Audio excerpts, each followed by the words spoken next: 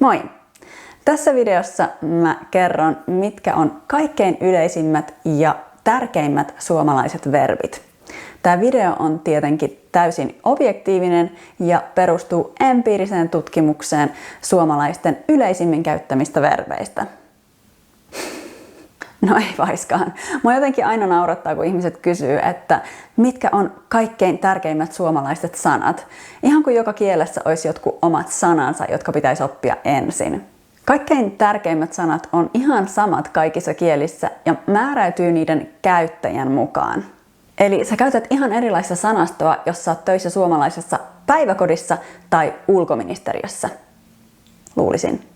Mutta verbit on sen verran kaikkivaltaisia, että on mahdollista tunnistaa joukko verbejä, joita käytetään todella yleisesti riippumatta siitä, minkälaista elämää elää. Mä oon valinnut nämä verbit perustuen mun omaan kokemukseen suomen puhujana että muiden kielten opiskelijana. Eli nämä 10 kaikkein tärkeintä verbiä on numero 1. Olla. Ollako vai eikö olla? Tämä on varmasti kaikkien kielten kaikkein tärkein sana. Paitsi kielissä, joissa ei ole olla-verbiä. Numero 2. Haluta. Kuinka paljon asioita me oikeasti halutaan päivän aikana? Kun sä alat miettiä tätä, niin sä tajuat nopeasti, miten paljon asioita me halutaan. Numero 3. Voida. Tätä voi käyttää sekä palvelusten pyytämiseen että tekosyiden keksimiseen.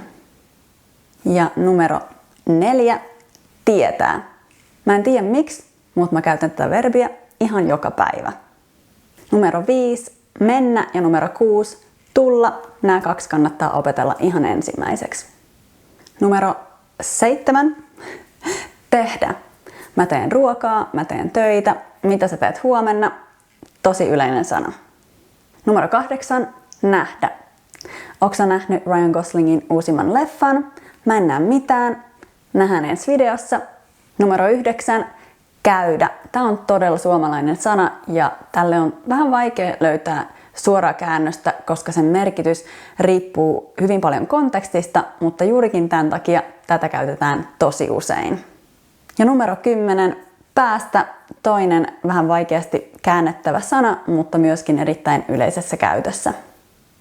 Eli nyt, kun sä tiedät nämä tärkeimmät verbit, sun täytyy oppia käyttämään niitä puhekielessä.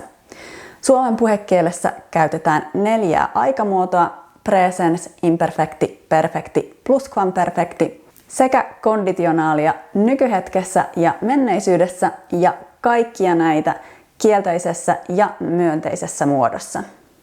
Huomaa, että mä sanoin oppia käyttämään näitä puhekielessä, koska suurin osa näistä verbeistä on hyvin erilaisia puhe- ja kirjakielessä. Ongelma on se, että näitä taivutuksia on mahdotonta löytää netistä. Mä yritin, mutta kaikki on vain kirjakielessä. Ja tämän takia mä tein itse käsikirjan, joka sisältää nämä kaikki 10 verbiä taivutuksineen näissä 6 aikamuodossa kielteisenä ja myönteisenä. Ja kun sä opit käyttämään näitä automaattisesti, sä parannat huomattavasti ensinnäkin sun suomen kielen ymmärtämistä ja mikä tärkeintä sen puhumista, koska sun ei tarvi enää miettiä mikä taivutus se nyt olikaan, vaan se tulee automaattisesti. Jos sä haluat tämän käsikirjan ja alkaa käyttää näitä verbejä puhekielessä, sä voit ostaa sen tämän videon alla olevasta linkistä. Okei, tässä oli kaikki tällä kertaa. Toivottavasti tästä oli apua. Nähdään ensi videossa. Moikka!